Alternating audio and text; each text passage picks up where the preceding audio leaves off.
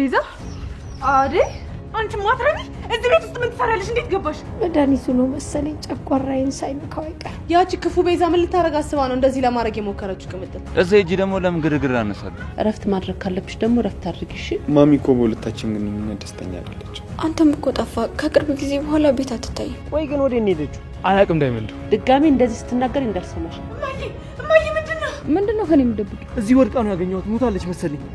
ሙርት ይዛለ እንዴ? ሞታለች ይላል። ሰራተኛው አደይ 298 ተለቋል። ቤዛ እንግዲህ የአደይን እናት ማረዝኩ ብላ ነገር ግን ራሷን መርዛ ቁጭ ብላለች። ቤዛ እንግዲህ በስተመጨረሻ ራሷን ስታወድቃለች። ውዶችዬ አደይ እንግዲህ ደንግጣ እናቷን ሆስፒታል ወስዳታለች። ዴቭ እንግዲህ እናት ያልፈቀደችልኝም በዛ ደግሞ ስራ ላቆም ነው፣ ስለዚህ አደይ እንዴት ነው ማደርግ እያለ እንግዲህ እየተጨናነቀ ይገኛል። እትዬ እንግዲህ እኔ ያግዛለሁ፣ አደይን ማግባትን አለብህ፣ አግብተህ እሷን መካስና መንከባከብ አለብህ በማለት እንግዲህ ቃል አስገብተዋለች። ውዶችዬ ሮሚ እንግዲህ ሄኒ አግኝቷት መንገድ ላይ ካልሄድኩ ከኔጋ ካልሸኘውሽ ሲላት እምቢ ብለው ሮጣለች። ውዶችዬ ኩኩሻ እንግዲህ ከዲያመንድ ጋር ያላትን የፍቅር ግንኙነት እንግዲህ ይቅርታ ውዶችዬ ለቅምጥል ነግራታለች። ውዶችዬ ቅምጥልና ኪንጎ እንግዲህ ሊታረቁ ዳዳር እያሉ ነው። ለማንኛውም ቪዲዮውን እስከ መጨረሻው ይዩት። ሰላም ውድና የተከበራችሁ የቻናል ቤተሰቦች እንዴት ናችሁ? ያለው እግዚአብሔር ይመስገን ሰላም ነኝ። ሰላማችሁ በክርስቶስ ብዝት ይበልኝ። ለቻናል ላይ አዲስ የሆናችሁ ሰብስክራይብ በማድረግ ቤተሰብ እየሆናችሁ እንዲሁም ሀሳብ አስተያየት ካላችሁ ደግሞ ኮሜንት ስራ አስቀምጡልኝ።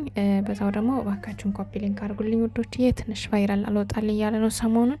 ኮፒ ሊንክ ስታደርጉ ደግሞ ይለቀዋል ማለት ነው። ስለዚህ ኮፒ ሊንክ በማድረግ ተባበሩኝ ውዶችዬ። ባለፈው ክፍል እንግዲህ ድራማው ያቆመው ቤዛ የአደይን እናት መርዛት ነበረ ማለት ነው።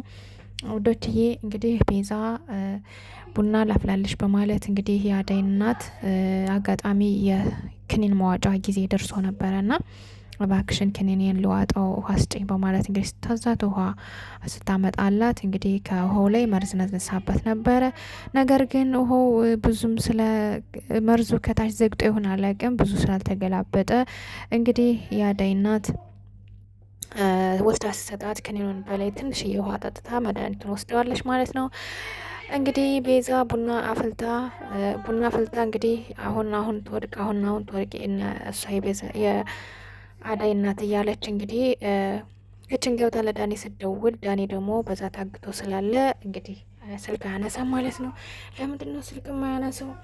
አሁን በቃ የተሰትዮ መውደቋ ነው ምናምን ምን ሆኖ ይሆን አመልጦ ይሆን እያለች እንግዲህ በህሊኗ ብዙ ነገር እያምሰለሰለች ክችን ገብታ እንግዲህ ቡናው ገንፍሎ ሲደፋ እሷ አላየችውም። እንግዲህ የአደይ እናት ብድግ አድርጋ ለእሷ የተሰጠውን የተመረዘውን ውሃ ወስዳ ከቡናው ጨምራበት ነበረ። ከቡናው ላይ ቡናው ሲገነፍል እንግዲህ ቡናውን አውጥታ ከቡናው ላይ ያን ውሃ በሙሉ ገልብጠውን ስለነበረ ቡናውም እንግዲህ ተረጋግቷል ማለት ነው። መገንፈሉን አቁሞ ሲረጋጋ እንግዲህ የአደይ እናትም ትንሽ ልቧን ቢያማትም ነገር ግን ብዙም አይደለም፣ ብዙ ስላልጠጣችው ውሃውን ያኔ ብዙም አልተበደለችም ማለት ነው። ትንሽ ልተኛ ብላ እንግዲህ ትንሽ ተኛት ገደም ብላ ከዛ በኋላ ቤዛ እንግዲህ ስትጠራት ከቆየሽ በኋላ እንግዲህ የራሷ ጉዳይ ብላ ገደም ብላ ስትል ከዛ ቤዛ ወደ ሳሎን ስትመጣ ወደ ሳሎን ከመጣሽ በኋላ እንግዲህ ቤዛ ምን ሆነሽ ነው ቀረሽ እኮ ምናምን ብላ እንግዲህ የአደይ እናት ነቅታ አውርታታለች። ይቅርታ እማዬ የምንድን ነው እየፈለኩ ምናምን በማለት እንግዲህ እንትን ብላለች። ከዛ ቡናም ገንፍሎ እኮ ምናምን ብላት ከዛ በኋላ ዝም ብላታለች ማለት ነው። ከዛ እንግዲህ ቤዛ ያን ቡና አፍልታ ቡና ልስጥሽ ስትላት አይ በፍጹም አልጠጣም በማለት እንግዲህ ትንሽ እኔስ ጋደም ልበል ክኒኑን ስለዋጥኩኝ ትንሽ ጋደም ልበል በማለት እንግዲህ ጋደም ብላለች። እንግዲህ እኔማ መሄድ አለብኝ ወይስ የለፈውበትን ቡናማ ሳልጠጣ ሳልቀምስ አልሄድም በማለት እንግዲህ ቡናን አፈፍንትን ብላ ቀርታ እየጠጣች ከዛ በኋላ በህሊኗን ብዙ ነገር እያሰበች ስትል እንግዲህ ያ ቡና ያው የተመረዘ ቡና ስለሆነ ቤዛን ጎድቷታል ማለት ነው። በስተመጨረሻ እንግዲህ የአደይ እናት ቡና ልስጥሽ ስትላት እምቢ ብላት እንግዲህ ቀና ብላ ቁጭ ላይ ተጫወች ስትላት አይኔ መሄድ አለብኝ በማለት እንግዲህ እየተገለገለች እያለ በሩ ሲቆፈቆፍ ነበረ። እሱም እንግዲህ አደይ ነው የመጣች። ከዛ ደንግጣ ብድግ ስትል ለምንድን ነው የምትደነግጭ? ምን ያስደነግጥሻል? ስትላት አይ ምንም አይደለም ግን በቃ መሄድ አለብኝ በማለት እንግዲህ ወጣ ፈራ ተባ እያለች በሩ ልትከፍተው እንዲሁም በሩን ስትከፍተው ሄዳ ከዛ እንግዲህ አደይ ናት። አደይ እንግዲህ ምን አርገሻት ይሆን እናቴን አንቺ የተረገምሽ ምልታሪ የገባሽ በማለት እንግዲህ ጉሮሯን አንቃስ ተስለፋ ከቆየሽ በኋላ እንግዲህ የራስሽ ጉዳይ በማለት ነጣጥቃት እንግዲህ ወጣ ሩጣ ሄዳለች ማለት ነው ቤዛ። አደይም እንግዲህ በመደንገጥ ነፍስ እንግዲህ ገብታ እናቷን ስታይ እናቷ ደህና ነች፣ ተኝታ እንቅልፏን ነበረ። ምንነሽ ነው ብላ ደንግጣ ተነሳሽ ማለት ነው አደይ። ከዛ እየተደበረበረ ክችን ስትሄድ መርዙ የነበረበትን ወረቀት አግኝተዋለች ማለት ነው። በስተመጨረሻም እንግዲህ ዴቭ እትዬን ሲያወራ ነበረ። እትዬን ሲያወራ ቆይቶ እንግዲህ እናቱ እንዳልፈቀደችለትና ከዚህ የሚሰራው ስራ የእናቱ ካምፓኒ እንደሆነ እሱንም ስራ እንደምታቆምበት የምትልክለትንም ገንዘብ እንደምታቆም አደይን ካገባ የምትልክለትን ገንዘብ ታቆማለች፣ ስራውንም ከካምፓኒው እንደምታስባረው ነግረዋለች ማለት ነው። እንግዲህ ዴቭ በዚህ መሀል ተጨናንቋል። ምክንያቱም አደይን አግብቶ ስራ ከሌለው ደግሞ በምን ያስተዳድራታል? እንዳይተዋት ደግሞ አደይን ማጣት አይፈልግም እና በጣም ተጨናንቆ ነው የሚገኝ ማለት ነው። ስለዚህ ይህን ነገር እንግዲህ ለእትዬ ነግሯታል። እትዬ ደግሞ በፍጹም አትጨነቅ ልጄ፣ እኔ ነግራታለሁ አልማዝን እናትክን ባልነግራትም ደግሞ እኔ እሷ ያን ነገር ብታቆም እኔ ሳፖርት አደርጋለሁ፣ ምንም ችግር የለም፣ አደይን አግብተህ ማስደሰትና መካስ አለብህ በማለት እንግዲህ ስትነግረው ነበረ። እሱም እንግዲህ እሺ ካልሽ እትዬ እንግዲህ በጣም አመሰግናለሁ፣ እንግዲህ ሂጅና አደይን ማየት አለብኝ በማለት እንግዲህ አደይን ላይ ሲመጣ አደይ ደግሞ ተደናግጣ እንደዛ እየተደበረበረች ስለ እናቷ ጉዳይ ተደናግጣ አግኝቷታል ማለት ነው። በስተመጨረሻም እንግዲህ አደይ ያን ወረቀት ቆሻሻ ቀጣለች። በኋላ እየሮጠች ዳ እናቷን ሐኪም ቤት ነው ይዤሽ የምሄድ በማለት ስትላት እናቷ ደግሞ ደህና ነኝ እኔ ምንም ደህና ነኝ፣ ውሃ ብቻ ነው የጠጣው፣ ምግብም አልሰጠችኝም፣ የሰጠችኝ ምንም ነገር የለም፣ ቡናውንም እሷን ራሷን የጠጣች እንጂ ያልጠጣውም፣ ነገር ግን እባካችሁን ተረጋጉ፣ እኔ ምንም አልሆንኩም እያለች ስትላቸው ነበር። እሷ ግን ስለደነገጠች በፍጹም ሐኪም ቤት መሄድ አለብሽ በማለት እንግዲህ ሐኪም ቤት ይዛት ሄዳለች። ውዶችዬ እንግዲህ ቅምጥልና ኪንጎ ሊታረቁ ነው ማለት ነው።